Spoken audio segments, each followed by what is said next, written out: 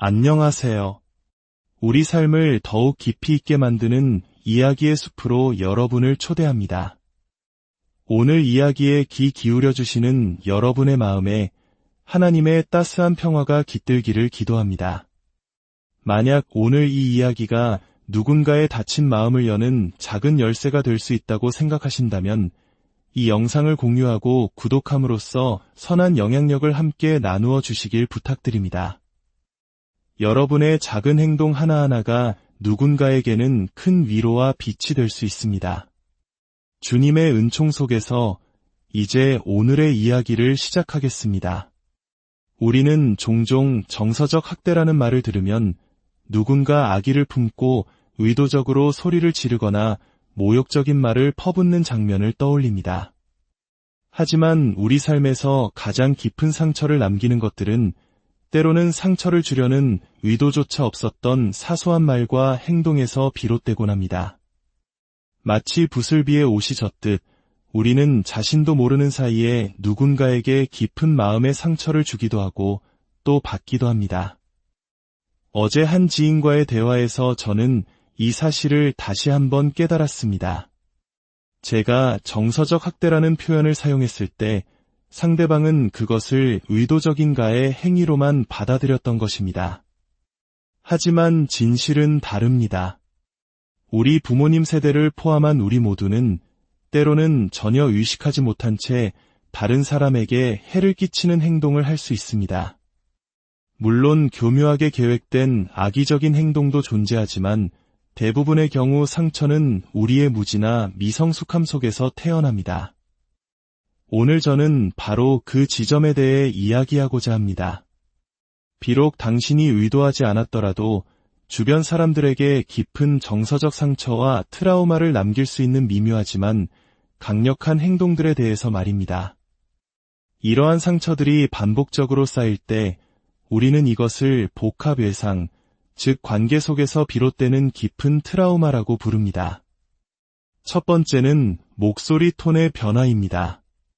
내가 언제 소리 질렀어? 라고 항변할지도 모릅니다. 하지만 중요한 것은 소리의 크기가 아닙니다. 당신이 화가 나거나 짜증이 날 때 목소리가 갑자기 차가워지거나 말이 빨라지거나 날카로워지는 그 순간을 떠올려 보십시오.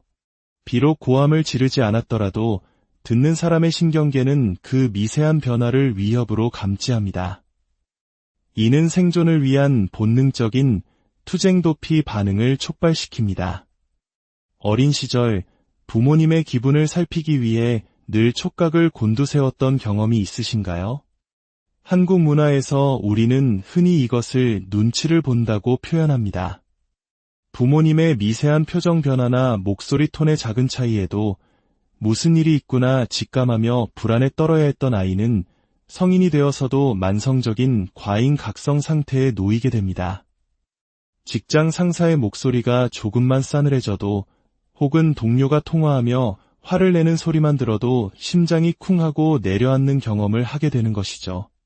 그 분노가 자신을 향한 것이 아님을 머리로는 알면서도 몸은 이미 과거의 상처를 기억하고 반응하는 것입니다. 이처럼 의도치 않은 날카로운 말투나 급격한 감정 변화에 지속적으로 노출되는 환경은 우리 뇌를 만성적인 독성 스트레스 상태로 만듭니다.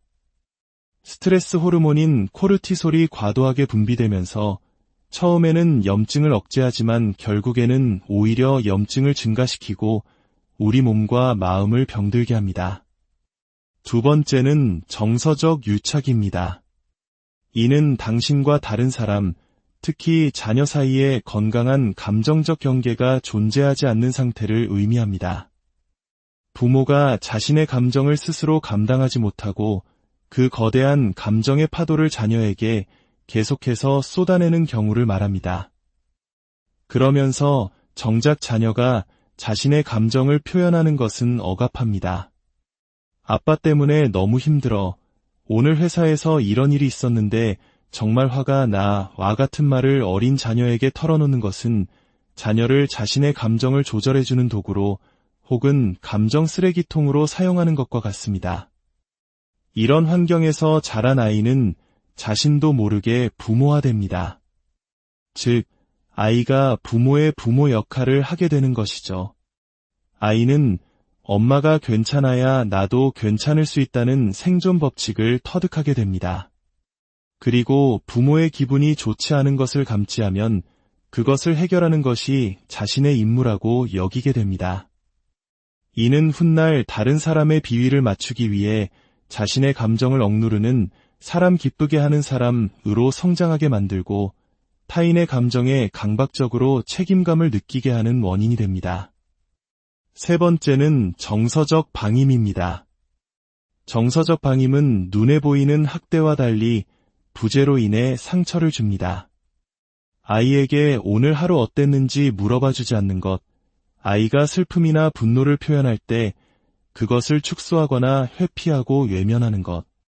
이러한 행동들은 아이에게 너의 감정은 중요하지 않아라는 메시지를 심어줍니다. 특히 감정 표현을 억제하는 것이 미덕처럼 여겨졌던 과거의 권위적인 문화 속에서 이런 일은 비일비재했습니다. 특히 우리 사회는 여성에게는 분노의 감정을 표현하는 것을 더욱 엄격하게 금지하는 경향이 있습니다.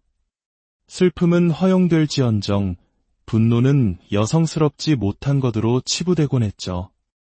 이러한 환경 속에서 많은 이들이 자신의 진솔한 감정과 연결되는 법을 배우지 못했습니다.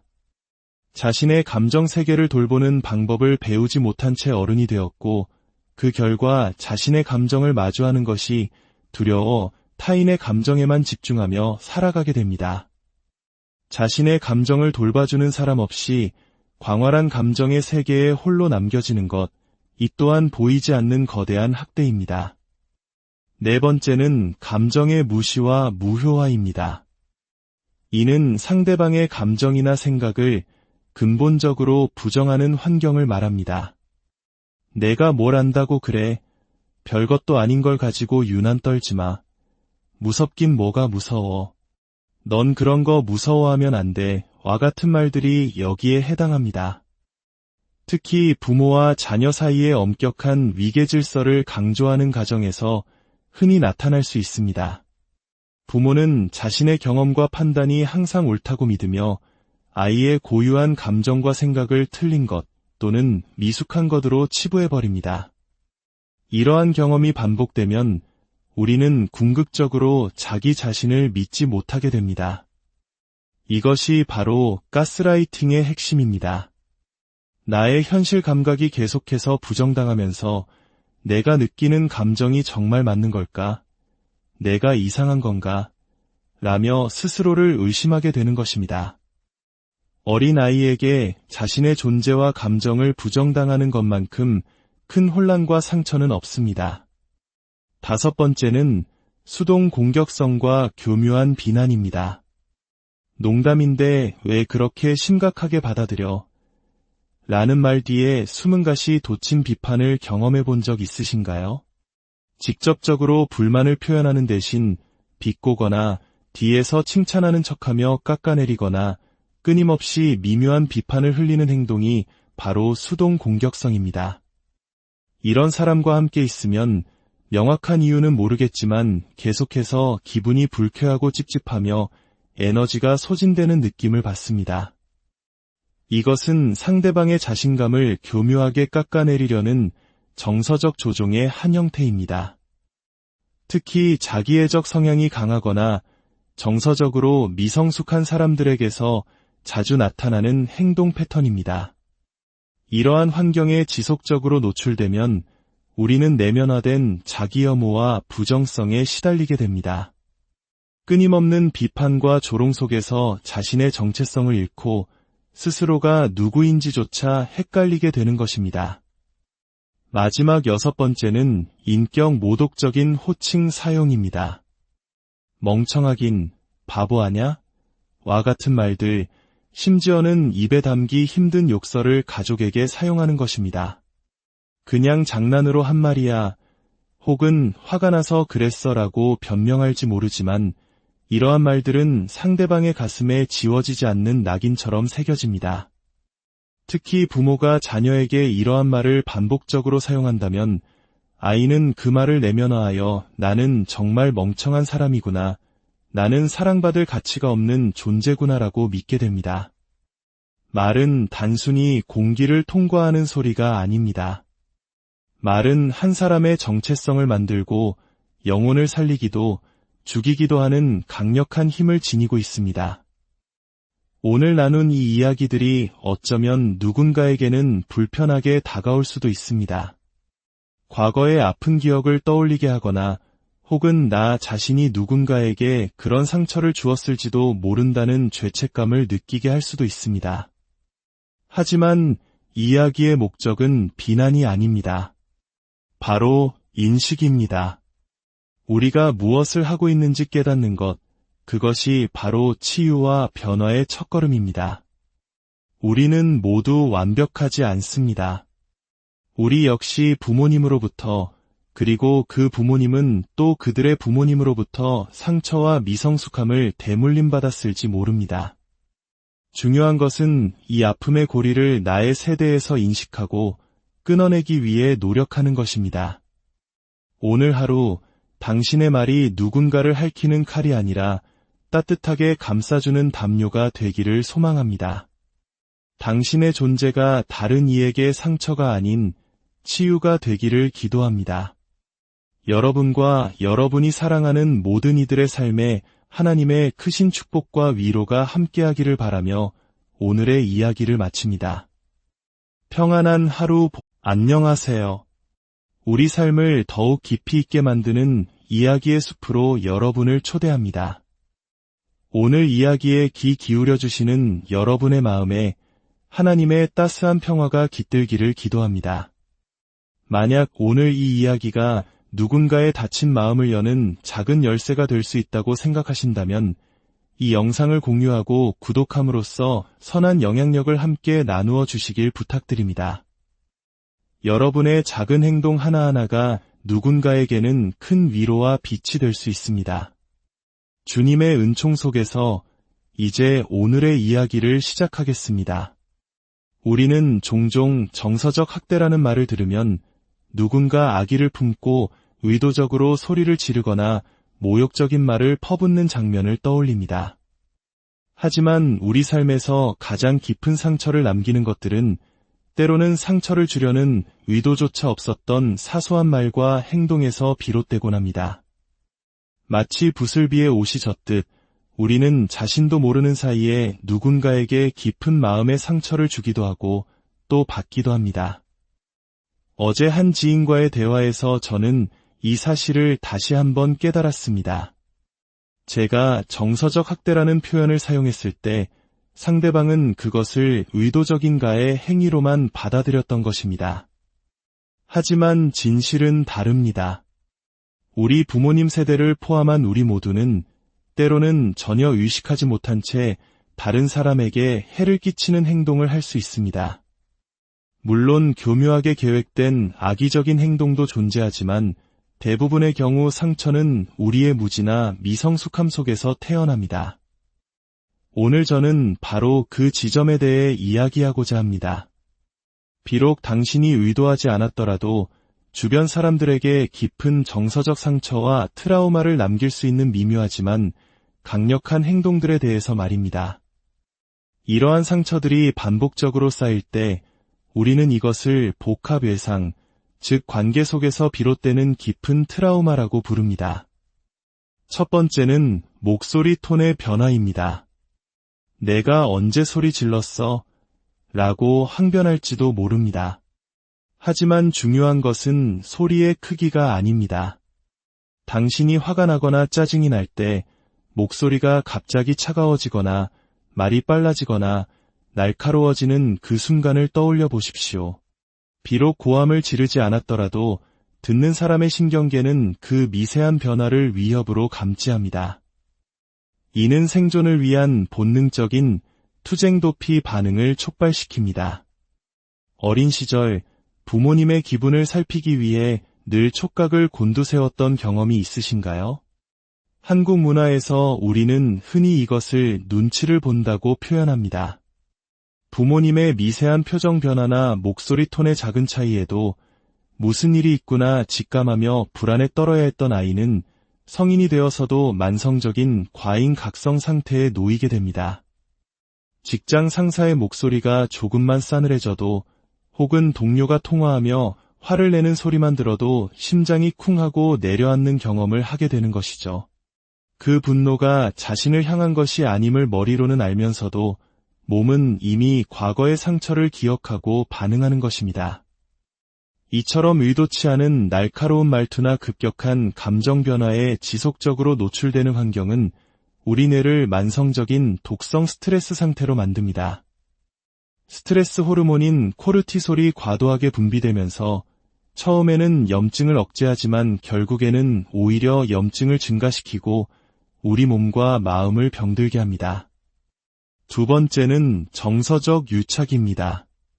이는 당신과 다른 사람, 특히 자녀 사이에 건강한 감정적 경계가 존재하지 않는 상태를 의미합니다. 부모가 자신의 감정을 스스로 감당하지 못하고 그 거대한 감정의 파도를 자녀에게 계속해서 쏟아내는 경우를 말합니다. 그러면서 정작 자녀가 자신의 감정을 표현하는 것은 억압합니다. 아빠 때문에 너무 힘들어. 오늘 회사에서 이런 일이 있었는데 정말 화가 나와 같은 말을 어린 자녀에게 털어놓는 것은 자녀를 자신의 감정을 조절해주는 도구로 혹은 감정 쓰레기통으로 사용하는 것과 같습니다. 이런 환경에서 자란 아이는 자신도 모르게 부모화됩니다. 즉, 아이가 부모의 부모 역할을 하게 되는 것이죠. 아이는 엄마가 괜찮아야 나도 괜찮을 수 있다는 생존 법칙을 터득하게 됩니다. 그리고 부모의 기분이 좋지 않은 것을 감지하면 그것을 해결하는 것이 자신의 임무라고 여기게 됩니다. 이는 훗날 다른 사람의 비위를 맞추기 위해 자신의 감정을 억누르는 사람 기쁘게 하는 사람으로 성장하게 만들고 타인의 감정에 강박적으로 책임감을 느끼게 하는 원인이 됩니다. 세 번째는 정서적 방임입니다. 정서적 방임은 눈에 보이는 학대와 달리 부재로 인해 상처를 줍니다. 아이에게 오늘 하루 어땠는지 물어봐 주지 않는 것, 아이가 슬픔이나 분노를 표현할 때 그것을 축소하거나 회피하고 외면하는 것. 이러한 행동들은 아이에게 너의 감정은 중요하지 않아라는 메시지를 심어줍니다. 특히 감정 표현을 억제하는 것이 미덕처럼 여겨졌던 과거의 권위적인 문화 속에서 이런 일은 비일비재했습니다. 특히 우리 사회는 여성에게는 분노의 감정을 표현하는 것을 더욱 엄격하게 금지하는 경향이 있습니다. 슬픔은 허용될지언정 분노는 여성스럽지 못한 것으로 치부되곤 했죠. 이러한 환경 속에서 많은 이들이 자신의 진솔한 감정과 연결되는 법을 배우지 못했습니다. 자신의 감정 세계를 돌보는 방법을 배우지 못한 채 어른이 되었고 그 결과 자신의 감정을 마주하는 것이 두려워 타인의 감정에만 집중하며 살아가게 됩니다. 자신의 감정을 돌봐주는 사람 없이 광활한 감정의 세계에 홀로 남겨지는 것, 이 또한 보이지 않는 거대한 학대입니다. 네 번째는 감정의 무시와 무효화입니다.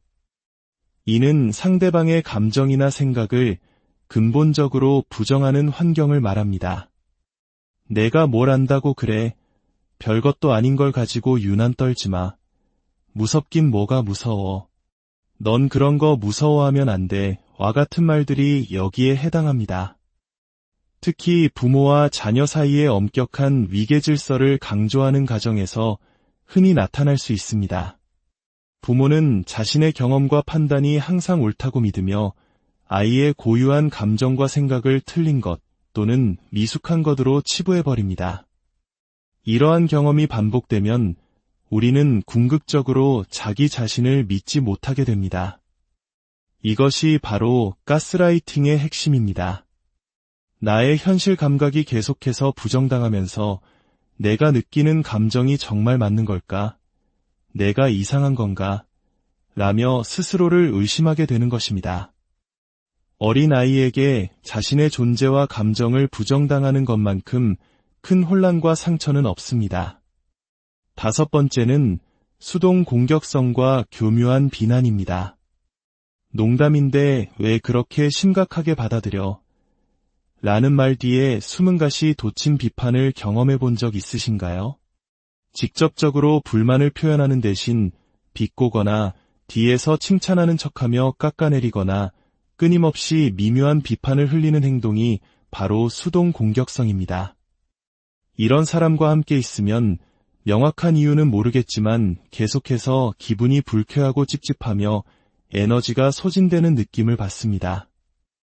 이것은 상대방의 자신감을 교묘하게 깎아내리려는 정서적 조종의 한 형태입니다. 특히 자기애적 성향이 강하거나 정서적으로 미성숙한 사람들에게서 자주 나타나는 행동 패턴입니다. 이러한 환경에 지속적으로 노출되면 우리는 내면화된 자기혐오와 부정성에 시달리게 됩니다. 끊임없는 비판과 조롱 속에서 자신의 정체성을 잃고 스스로가 누구인지조차 헷갈리게 되는 것입니다. 마지막 6번째는 인격 모독적인 호칭 사용입니다. 멍청하긴, 바보하냐? 와 같은 말들, 심지어는 입에 담기 힘든 욕설을 가족에게 사용하는 것입니다. 그냥 장난으로 한 말이야, 혹은 화가 나서 그랬어라고 변명할지 모르지만 이러한 말들은 상대방의 가슴에 지워지지 않는 낙인처럼 새겨집니다.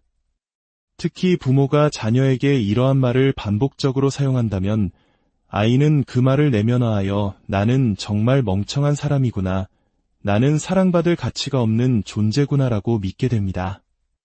말은 단순히 공기를 통과하는 소리가 아닙니다. 말은 한 사람의 정체성을 만들고 영혼을 살리기도 죽이기도 하는 강력한 힘을 지니고 있습니다. 오늘 나눈 이 이야기들이 어쩌면 누군가에게는 불편하게 다가올 수도 있습니다.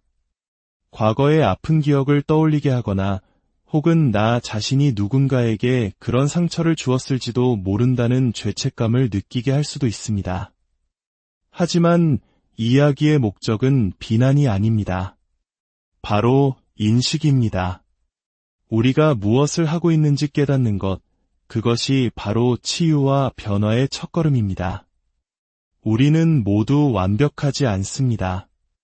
우리 역시 부모님으로부터, 그리고 그 부모님은 또 그들의 부모님으로부터 상처와 미성숙함을 대물림받았을지 모릅니다. 중요한 것은 이 아픔의 고리를 나의 세대에서 인식하고 끊어내기 위해 노력하는 것입니다. 오늘 하루 당신의 말이 누군가를 핥히는 칼이 아니라 따뜻하게 감싸주는 담요가 되기를 소망합니다. 당신의 존재가 다른 이에게 상처가 아닌 치유가 되기를 기도합니다. 여러분과 여러분이 사랑하는 모든 이들의 삶에 하나님의 크신 축복과 위로가 함께하기를 바라며 오늘의 이야기를 마칩니다. 평안한 하루 안녕하세요. 우리 삶을 더욱 깊이 있게 만드는 이야기의 숲으로 여러분을 초대합니다. 오늘 이야기에 귀 기울여 주시는 여러분의 마음에 하나님의 따스한 평화가 깃들기를 기도합니다. 만약 오늘 이 이야기가 누군가의 다친 마음을 여는 작은 열쇠가 될 수 있다고 생각하신다면 이 영상을 공유하고 구독함으로써 선한 영향력을 함께 나누어 주시길 부탁드립니다.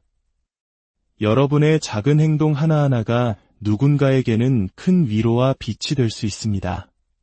주님의 은총 속에서 이제 오늘의 이야기를 시작하겠습니다.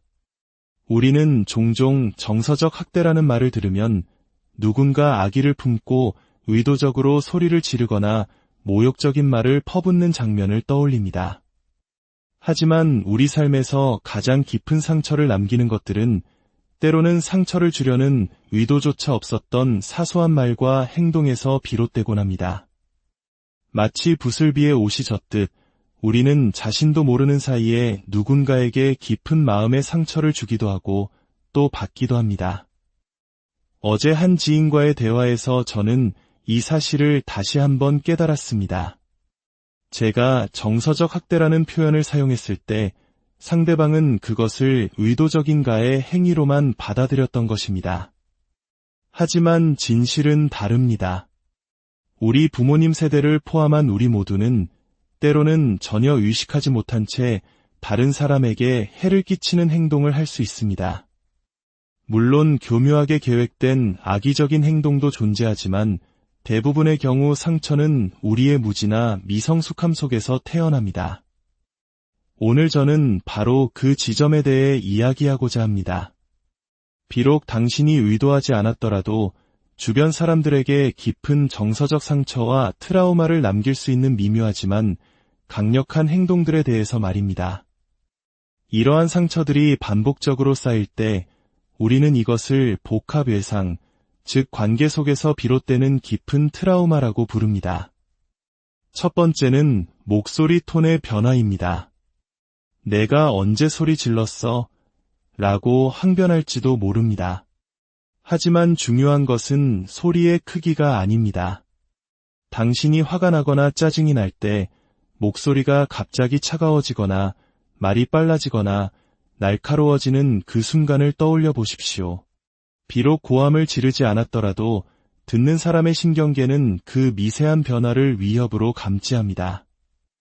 이는 생존을 위한 본능적인 투쟁도피 반응을 촉발시킵니다.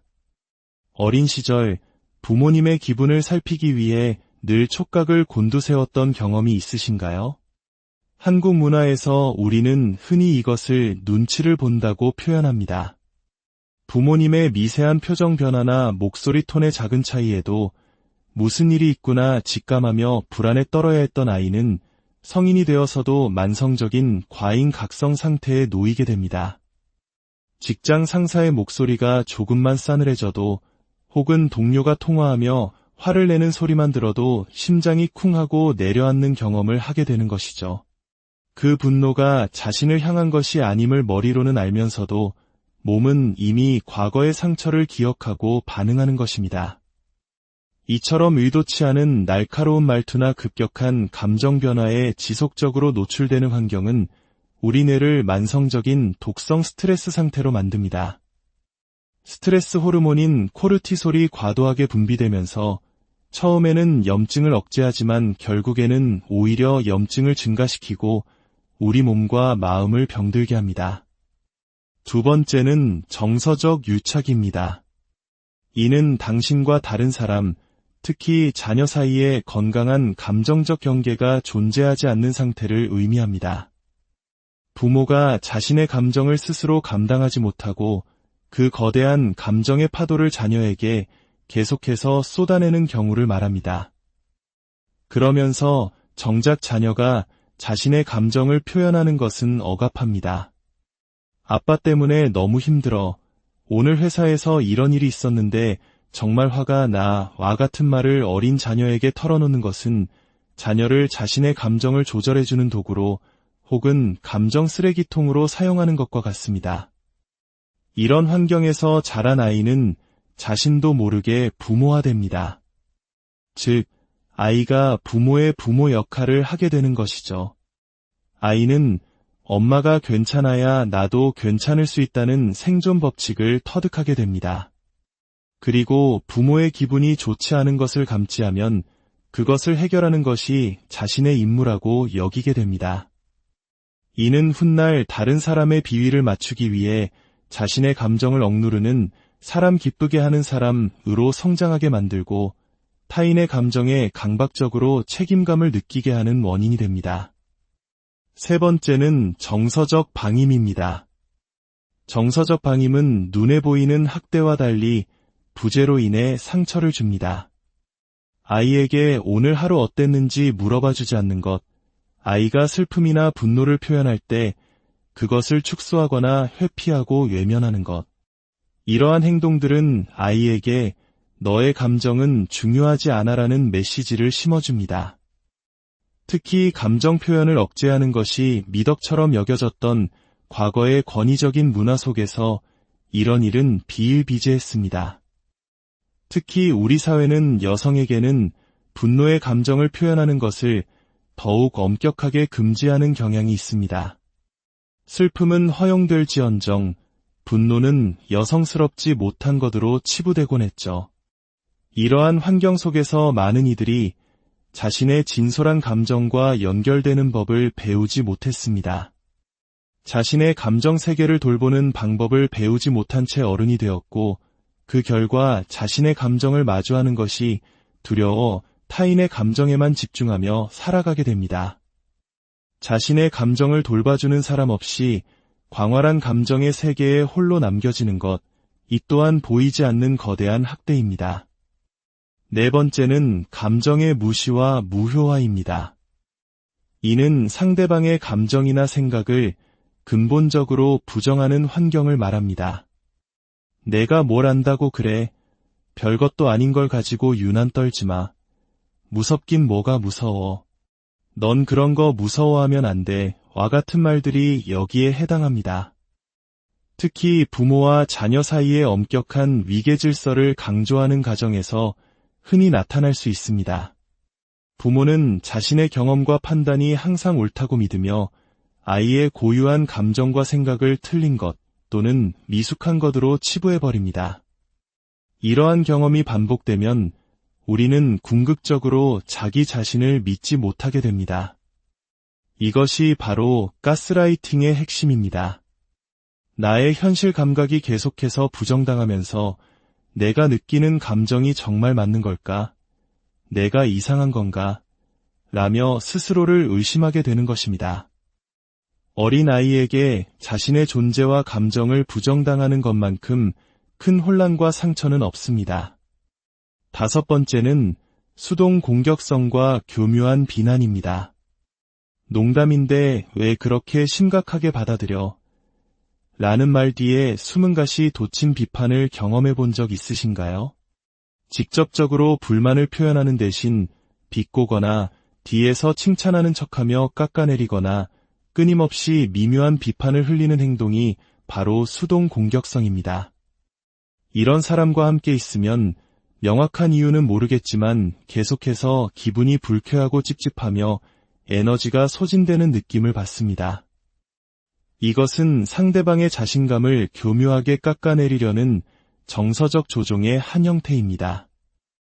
특히 자기애적 성향이 강하거나 정서적으로 미성숙한 사람들에게서 자주 나타나는 행동 패턴입니다. 이러한 환경에 지속적으로 노출되면 우리는 내면화된 자기혐오와 부정성에 시달리게 됩니다. 끊임없는 비판과 조롱 속에서 자신의 정체성을 잃고 스스로가 누구인지조차 헷갈리게 되는 것입니다. 마지막 여섯 번째는 인격 모독적인 호칭 사용입니다. 멍청하긴, 바보하냐? 와 같은 말들, 심지어는 입에 담기 힘든 욕설을 가족에게 사용하는 것입니다. 그냥 장난으로 한 말이야, 혹은 화가 나서 그랬어라고 변명할지 모르지만 이러한 말들은 상대방의 가슴에 지워지지 않는 낙인처럼 새겨집니다. 특히 부모가 자녀에게 이러한 말을 반복적으로 사용한다면 아이는 그 말을 내면화하여 나는 정말 멍청한 사람이구나, 나는 사랑받을 가치가 없는 존재구나라고 믿게 됩니다.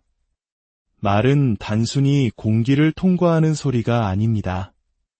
말은 한 사람의 정체성을 만들고 영혼을 살리기도 죽이기도 하는 강력한 힘을 지니고 있습니다. 오늘 나눈 이 이야기들이 어쩌면 누군가에게는 불편하게 다가올 수도 있습니다. 과거의 아픈 기억을 떠올리게 하거나 혹은 나 자신이 누군가에게 그런 상처를 주었을지도 모른다는 죄책감을 느끼게 할 수도 있습니다. 하지만 이야기의 목적은 비난이 아닙니다. 바로 인식입니다. 우리가 무엇을 하고 있는지 깨닫는 것, 그것이 바로 치유와 변화의 첫걸음입니다. 우리는 모두 완벽하지 않습니다. 우리 역시 부모님으로부터, 그리고 그 부모님은 또 그들의 부모님으로부터 상처와 미성숙함을 대물림받았을지 모릅니다. 중요한 것은 이 아픔의 고리를 나의 세대에서 인식하고 끊어내기 위해 노력하는 것입니다. 오늘 하루 당신의 말이 누군가를 핥히는 칼이 아니라 따뜻하게 감싸주는 담요가 되기를 소망합니다. 당신의 존재가 다른 이에게 상처가 아닌 치유가 되기를 기도합니다. 여러분과 여러분이 사랑하는 모든 이들의 삶에 하나님의 크신 축복과 위로가 함께하기를 바라며 오늘의 이야기를 마칩니다. 평안한 하루 안녕하세요. 우리 삶을 더욱 깊이 있게 만드는 이야기의 숲으로 여러분을 초대합니다. 오늘 이야기에 귀 기울여 주시는 여러분의 마음에 하나님의 따스한 평화가 깃들기를 기도합니다. 만약 오늘 이 이야기가 누군가의 닫힌 마음을 여는 작은 열쇠가 될 수 있다고 생각하신다면 이 영상을 공유하고 구독함으로써 선한 영향력을 함께 나누어 주시길 부탁드립니다. 여러분의 작은 행동 하나하나가 누군가에게는 큰 위로와 빛이 될 수 있습니다. 주님의 은총 속에서 이제 오늘의 이야기를 시작하겠습니다. 우리는 종종 정서적 학대라는 말을 들으면 누군가 악의를 품고 의도적으로 소리를 지르거나 모욕적인 말을 퍼붓는 장면을 떠올립니다. 하지만 우리 삶에서 가장 깊은 상처를 남기는 것들은 때로는 상처를 주려는 의도조차 없었던 사소한 말과 행동에서 비롯되곤 합니다. 마치 부슬비에 옷이 젖듯 우리는 자신도 모르는 사이에 누군가에게 깊은 마음의 상처를 주기도 하고 또 받기도 합니다. 어제 한 지인과의 대화에서 저는 이 사실을 다시 한번 깨달았습니다. 제가 정서적 학대라는 표현을 사용했을 때 상대방은 그것을 의도적인가의 행위로만 받아들였던 것입니다. 하지만 진실은 다릅니다. 우리 부모님 세대를 포함한 우리 모두는 때로는 전혀 의식하지 못한 채 다른 사람에게 해를 끼치는 행동을 할 수 있습니다. 물론 교묘하게 계획된 악의적인 행동도 존재하지만 대부분의 경우 상처는 우리의 무지나 미성숙함 속에서 태어납니다. 오늘 저는 바로 그 지점에 대해 이야기하고자 합니다. 비록 당신이 의도하지 않았더라도 주변 사람들에게 깊은 정서적 상처와 트라우마를 남길 수 있는 미묘하지만 강력한 행동들에 대해서 말입니다. 이러한 상처들이 반복적으로 쌓일 때 우리는 이것을 복합외상, 즉 관계 속에서 비롯되는 깊은 트라우마라고 부릅니다. 첫 번째는 목소리 톤의 변화입니다. 내가 언제 소리 질렀어? 라고 항변할지도 모릅니다. 하지만 중요한 것은 소리의 크기가 아닙니다.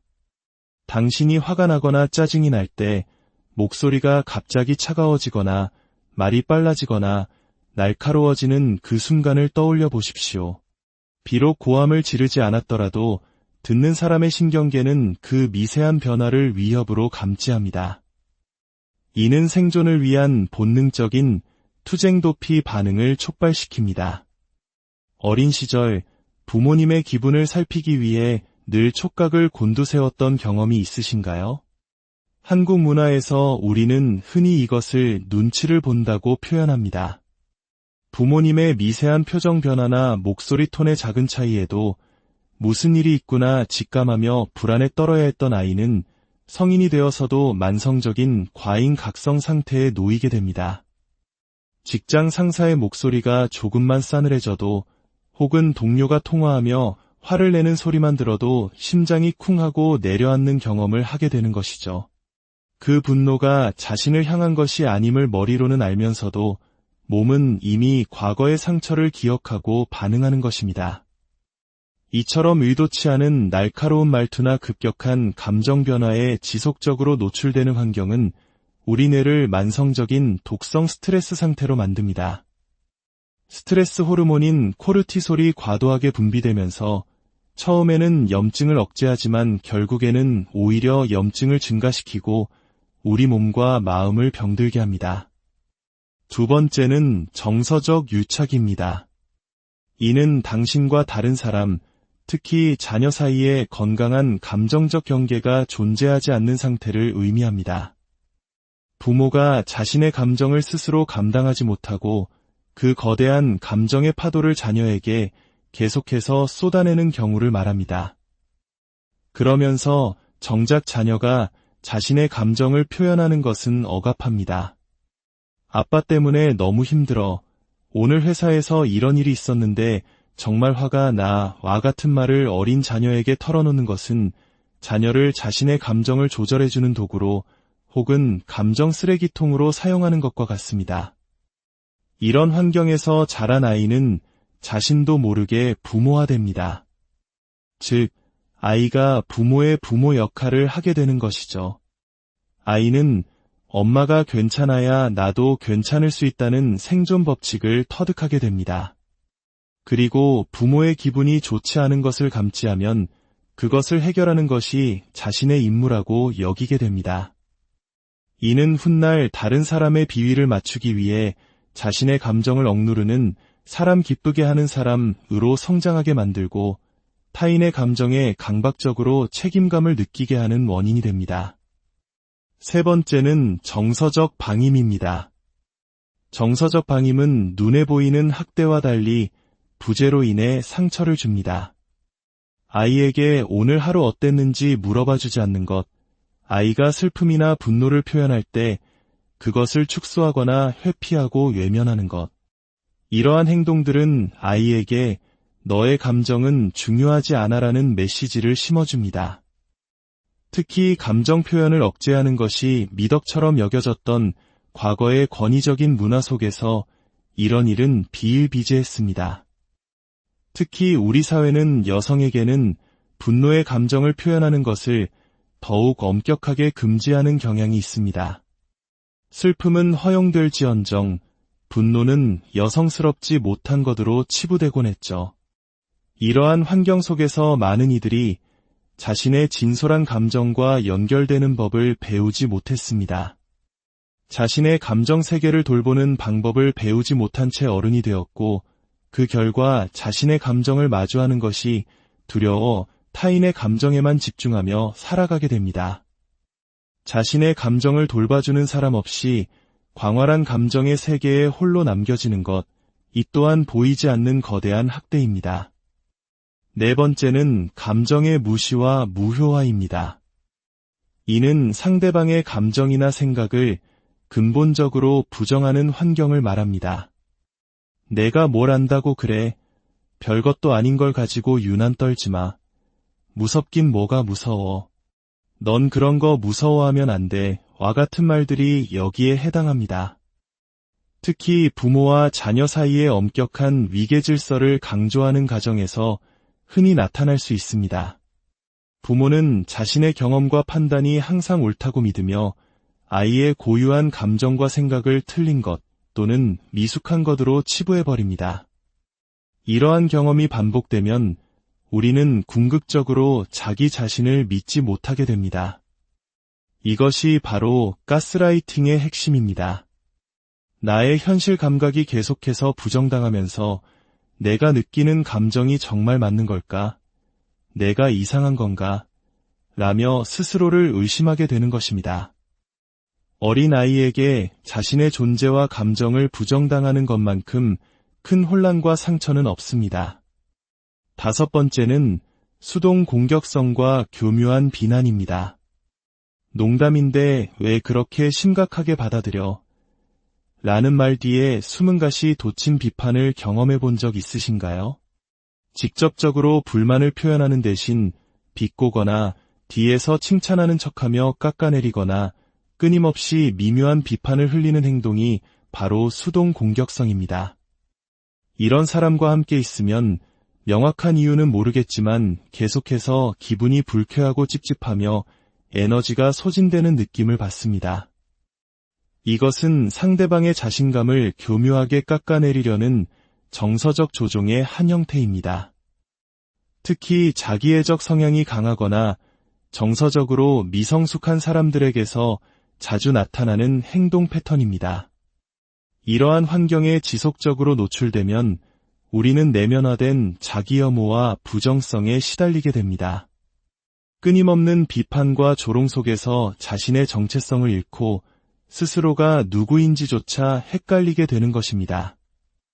마지막 여섯 번째는 인격 모독적인 호칭 사용입니다. 멍청하긴, 바보 아냐? 와 같은 말들, 심지어는 입에 담기 힘든 욕설을 가족에게 사용하는 것입니다. 그냥 장난으로 한 말이야, 혹은 화가 나서 그랬어라고 변명할지 모르지만 이러한 말들은 상대방의 가슴에 지워지지 않는 낙인처럼 새겨집니다. 특히 부모가 자녀에게 이러한 말을 반복적으로 사용한다면 아이는 그 말을 내면화하여 나는 정말 멍청한 사람이구나, 나는 사랑받을 가치가 없는 존재구나라고 믿게 됩니다. 말은 단순히 공기를 통과하는 소리가 아닙니다. 말은 한 사람의 정체성을 만들고 영혼을 살리기도 죽이기도 하는 강력한 힘을 지니고 있습니다. 오늘 나눈 이 이야기들이 어쩌면 누군가에게는 불편하게 다가올 수도 있습니다. 과거의 아픈 기억을 떠올리게 하거나 혹은 나 자신이 누군가에게 그런 상처를 주었을지도 모른다는 죄책감을 느끼게 할 수도 있습니다. 하지만 이야기의 목적은 비난이 아닙니다. 바로 인식입니다. 우리가 무엇을 하고 있는지 깨닫는 것, 그것이 바로 치유와 변화의 첫걸음입니다. 우리는 모두 완벽하지 않습니다. 우리 역시 부모님으로부터, 그리고 그 부모님은 또 그들의 부모님으로부터 상처와 미성숙함을 대물림받았을지 모릅니다. 중요한 것은 이 아픔의 고리를 나의 세대에서 인식하고 끊어내기 위해 노력하는 것입니다. 오늘 하루 당신의 말이 누군가를 핥히는 칼이 아니라 따뜻하게 감싸주는 담요가 되기를 소망합니다. 당신의 존재가 다른 이에게 상처가 아닌 치유가 되기를 기도합니다. 여러분과 여러분이 사랑하는 모든 이들의 삶에 하나님의 크신 축복과 위로가 함께하기를 바라며 오늘의 이야기를 마칩니다. 평안한 하루, 안녕하세요. 우리 삶을 더욱 깊이 있게 만드는 이야기의 숲으로 여러분을 초대합니다. 오늘 이야기에 귀 기울여 주시는 여러분의 마음에 하나님의 따스한 평화가 깃들기를 기도합니다. 만약 오늘 이 이야기가 누군가의 닫힌 마음을 여는 작은 열쇠가 될 수 있다고 생각하신다면 이 영상을 공유하고 구독함으로써 선한 영향력을 함께 나누어 주시길 부탁드립니다. 여러분의 작은 행동 하나하나가 누군가에게는 큰 위로와 빛이 될 수 있습니다. 주님의 은총 속에서 이제 오늘의 이야기를 시작하겠습니다. 우리는 종종 정서적 학대라는 말을 들으면 누군가 악의를 품고 의도적으로 소리를 지르거나 모욕적인 말을 퍼붓는 장면을 떠올립니다. 하지만 우리 삶에서 가장 깊은 상처를 남기는 것들은 때로는 상처를 주려는 의도조차 없었던 사소한 말과 행동에서 비롯되곤 합니다. 마치 부슬비에 옷이 젖듯 우리는 자신도 모르는 사이에 누군가에게 깊은 마음의 상처를 주기도 하고 또 받기도 합니다. 어제 한 지인과의 대화에서 저는 이 사실을 다시 한번 깨달았습니다. 제가 정서적 학대라는 표현을 사용했을 때 상대방은 그것을 의도적인가의 행위로만 받아들였던 것입니다. 하지만 진실은 다릅니다. 우리 부모님 세대를 포함한 우리 모두는 때로는 전혀 의식하지 못한 채 다른 사람에게 해를 끼치는 행동을 할 수 있습니다. 물론 교묘하게 계획된 악의적인 행동도 존재하지만 대부분의 경우 상처는 우리의 무지나 미성숙함 속에서 태어납니다. 오늘 저는 바로 그 지점에 대해 이야기하고자 합니다. 비록 당신이 의도하지 않았더라도 주변 사람들에게 깊은 정서적 상처와 트라우마를 남길 수 있는 미묘하지만 강력한 행동들에 대해서 말입니다. 이러한 상처들이 반복적으로 쌓일 때 우리는 이것을 복합외상, 즉 관계 속에서 비롯되는 깊은 트라우마라고 부릅니다. 첫 번째는 목소리 톤의 변화입니다. 내가 언제 소리 질렀어? 라고 항변할지도 모릅니다. 하지만 중요한 것은 소리의 크기가 아닙니다. 당신이 화가 나거나 짜증이 날 때 목소리가 갑자기 차가워지거나 말이 빨라지거나 날카로워지는 그 순간을 떠올려 보십시오. 비록 고함을 지르지 않았더라도 듣는 사람의 신경계는 그 미세한 변화를 위협으로 감지합니다. 이는 생존을 위한 본능적인 투쟁도피 반응을 촉발시킵니다. 어린 시절 부모님의 기분을 살피기 위해 늘 촉각을 곤두세웠던 경험이 있으신가요? 한국 문화에서 우리는 흔히 이것을 눈치를 본다고 표현합니다. 부모님의 미세한 표정 변화나 목소리 톤의 작은 차이에도 무슨 일이 있구나 직감하며 불안에 떨어야 했던 아이는 성인이 되어서도 만성적인 과잉 각성 상태에 놓이게 됩니다. 직장 상사의 목소리가 조금만 싸늘해져도 혹은 동료가 통화하며 화를 내는 소리만 들어도 심장이 쿵하고 내려앉는 경험을 하게 되는 것이죠. 그 분노가 자신을 향한 것이 아님을 머리로는 알면서도 몸은 이미 과거의 상처를 기억하고 반응하는 것입니다. 이처럼 의도치 않은 날카로운 말투나 급격한 감정 변화에 지속적으로 노출되는 환경은 우리 뇌를 만성적인 독성 스트레스 상태로 만듭니다.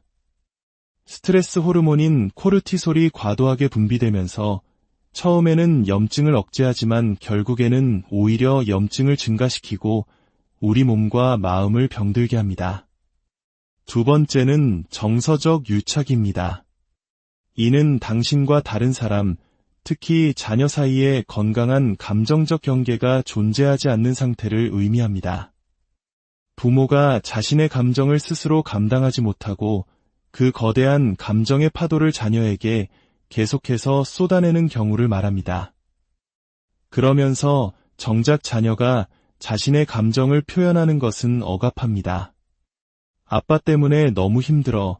오늘 회사에서 이런 일이 있었는데 정말 화가 나와 같은 말을 어린 자녀에게 털어놓는 것은 자녀를 자신의 감정을 조절해주는 도구로 혹은 감정 쓰레기통으로 사용하는 것과 같습니다.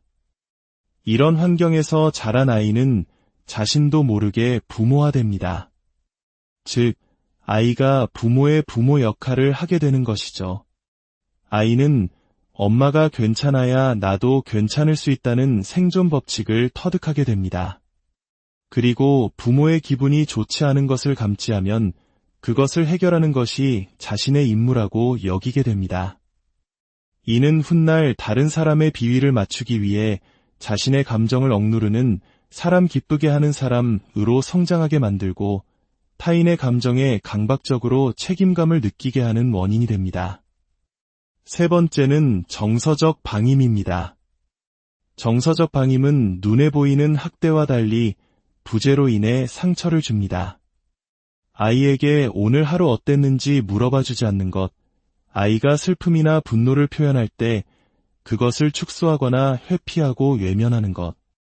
이러한 행동들은 아이에게 너의 감정은 중요하지 않아라는 메시지를 심어줍니다. 특히 감정 표현을 억제하는 것이 미덕처럼 여겨졌던 과거의 권위적인 문화 속에서 이런 일은 비일비재했습니다.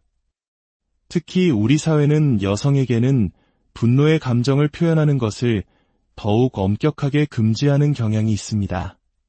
슬픔은 허용될지언정 분노는 여성스럽지 못한 것으로 치부되곤 했죠. 이러한 환경 속에서 많은 이들이 자신의 진솔한 감정과 연결되는 법을 배우지 못했습니다. 자신의 감정 세계를 돌보는 방법을 배우지 못한 채 어른이 되었고 그 결과 자신의 감정을 마주하는 것이 두려워 타인의 감정에만 집중하며 살아가게 됩니다. 자신의 감정을 돌봐주는 사람 없이 광활한 감정의 세계에 홀로 남겨지는 것, 이 또한 보이지 않는 거대한 학대입니다. 네 번째는 감정의 무시와 무효화입니다. 이는 상대방의 감정이나 생각을 근본적으로 부정하는 환경을 말합니다. 내가 뭘 안다고 그래. 별것도 아닌 걸 가지고 유난 떨지 마. 무섭긴 뭐가 무서워.